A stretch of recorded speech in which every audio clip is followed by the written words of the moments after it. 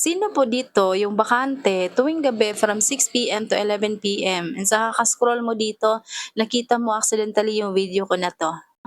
Hi everyone, this is Rochelle, isang former sales clerk for 11 years and same din sa karamihan 'no, struggle talaga sa finances that time and kasi nga kulang na kulang yung sahod ko. At the same time wala din talaga akong naipon.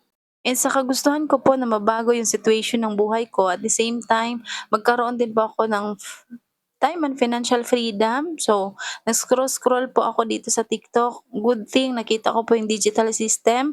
At first talaga hesitant po ako na mag-join kasi nga unang-una skeptical po akong tao pagdating sa online po. Hindi po ako basta-basta naniniwala sa online.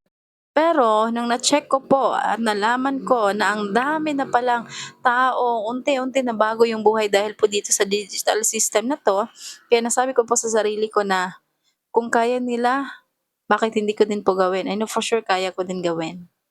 So nag-try ako at sinubukan ko lang talaga, hindi ko namamalayan ito pala yung way na ito yung paraan na nakapag-resign po tayo ng mas maaga, mas mabilis po sa trabaho natin, sa 11 years nating pagtatrabaho and kahit nasa bahay lang tayo, pumapalda tayo ng malaki at dito ko din nakuha yung time and financial freedom.